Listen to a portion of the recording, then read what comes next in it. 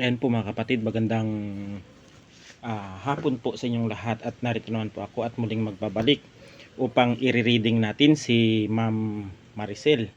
Yan, at siya po ay nagpadala sa akin ng pamasko na mahigit 49 euro. Kung ipapalit dito yan sa Philippine money ay mahigit 3K din yun yung pamasko niya sa akin. Bilang ganti ko sa kanya ay i-reading ko siya mga kapatid ng love reading. Yan si Ma'am Maricel. Yan ma'am, salamat sa maagang pamasko mo sa akin. Yan, sobrang bait mo po talaga. Yan, at pagpasensyahan po ninyo yung aking kamay at madumi, ay nagpintura po ako kanina ng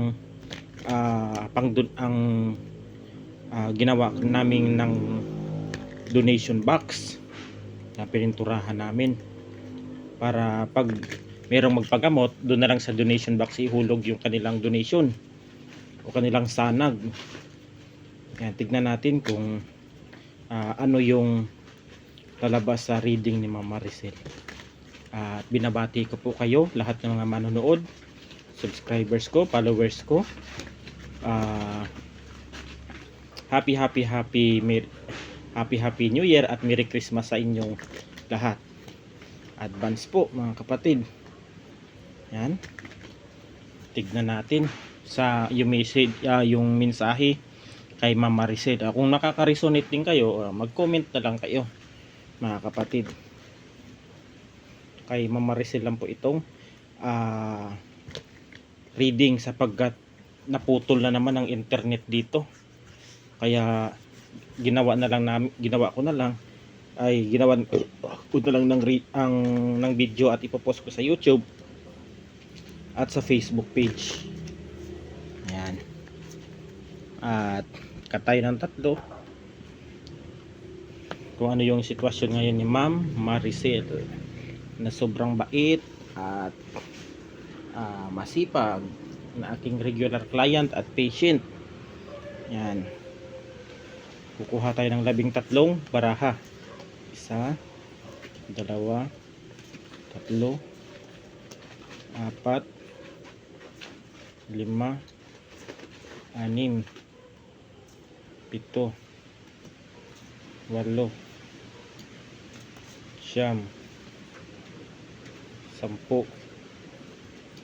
10, 11, 12, 13. Yan.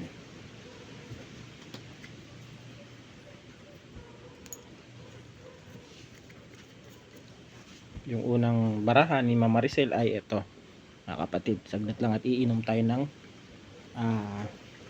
Sprite.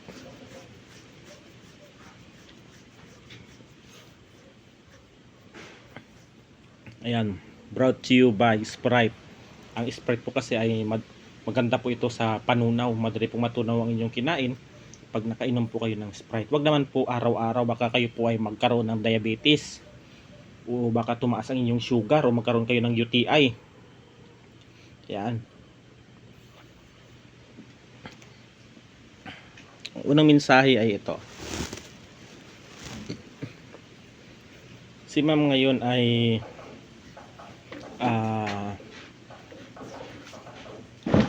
ito mga kapatid,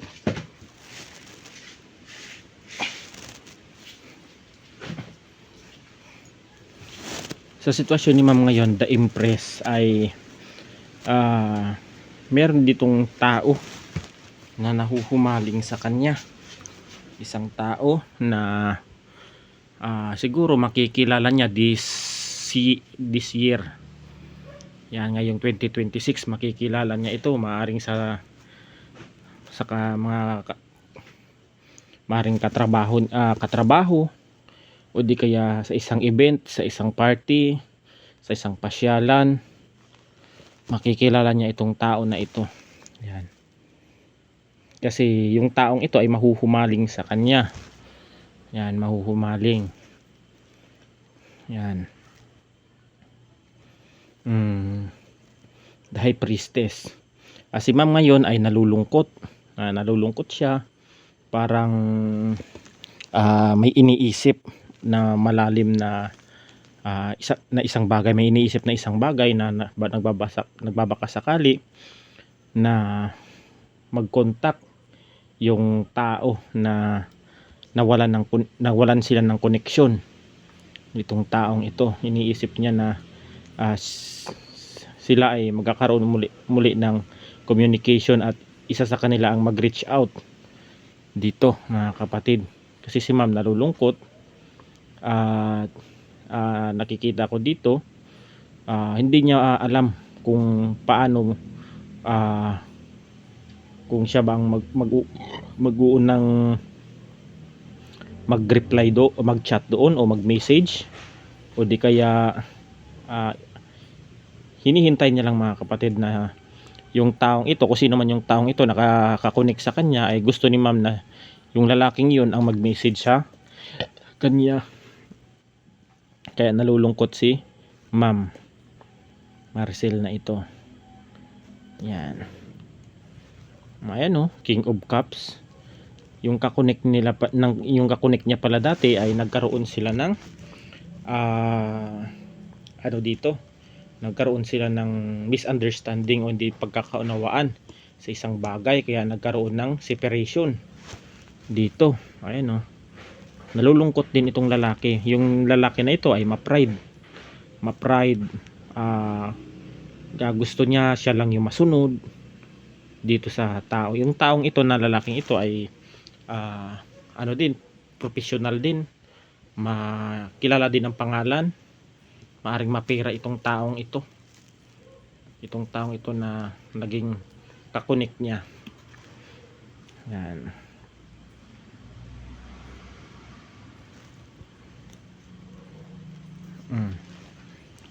Ace of Pentacles. Ayan.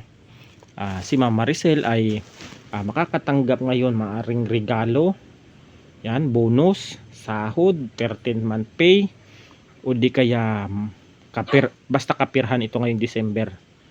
Yan.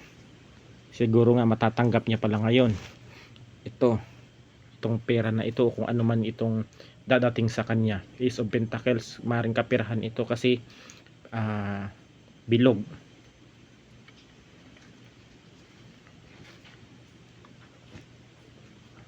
Yan.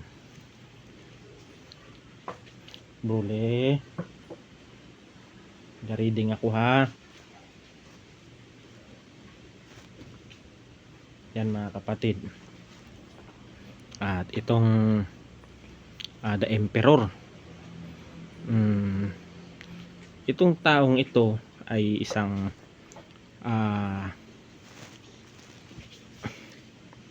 itong taong The Emperor na ito ay dati niya ring karelasyon, o dati niya sigurong karelasyon ito, boyfriend niya, na patuloy na umaasa na magkakabalikan sila. Itong Emperor na ito. Bruli, ha? Sige.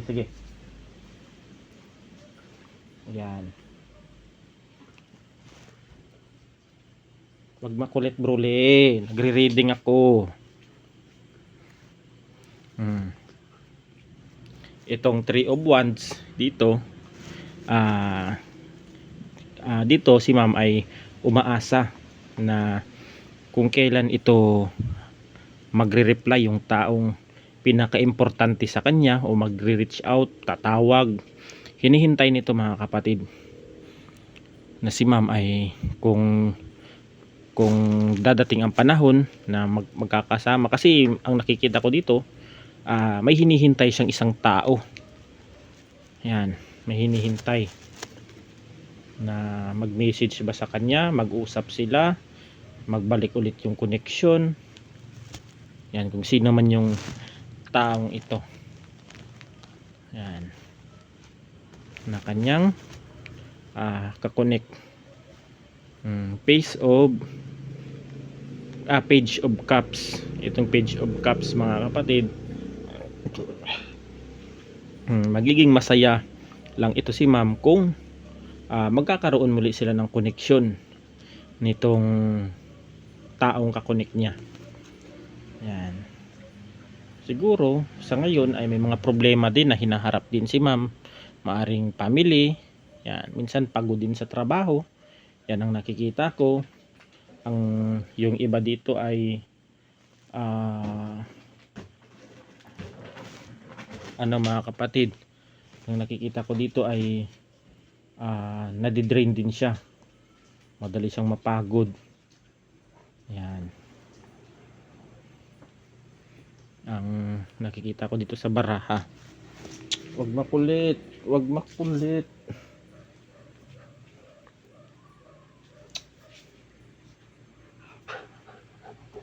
Brule, wag makulit.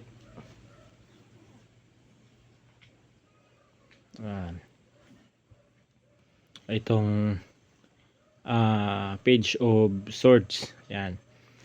Kahit anong mangyari, yan, kahit na mawalan ng pag-asa si ma'am sa isang sitwasyong ito na kanyang kinakaharap, ay patuloy niya pa rin ipaglalaban yung taong ito.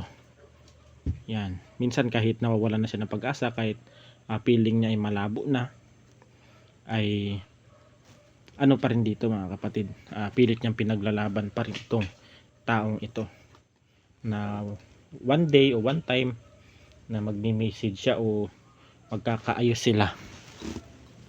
Yan. Ayun, ipaglalaban talaga niya nito ni ma'am yung kanilang ugnayan o relasyon. Yan.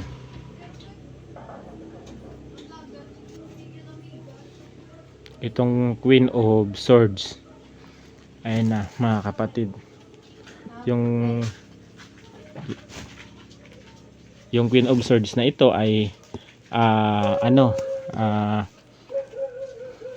kahit bumalik man itong taong ito na naputol ang kanilang ugnayan, ay tatanggapin pa rin ni ma'am itong lalaki na ito. Yan.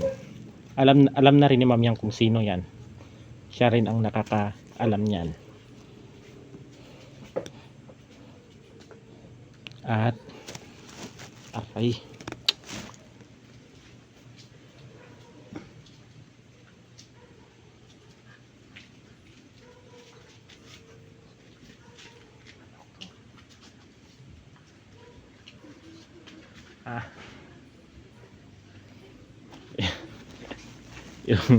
itong The Star.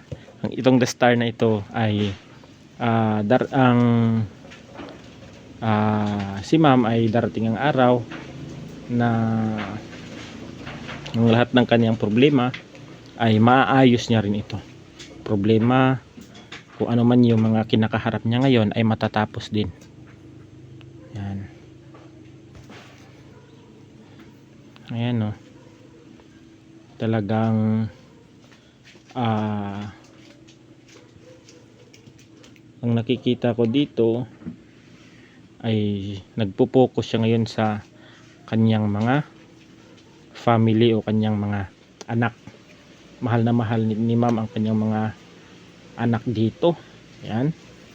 At the Wheel of Fortune, maaayos itong sitwasyon na ito. Yan. Ayan yung ang mensahe ni ma'am. At lang mga kapatid, hanggang dito na lang, at God bless us all.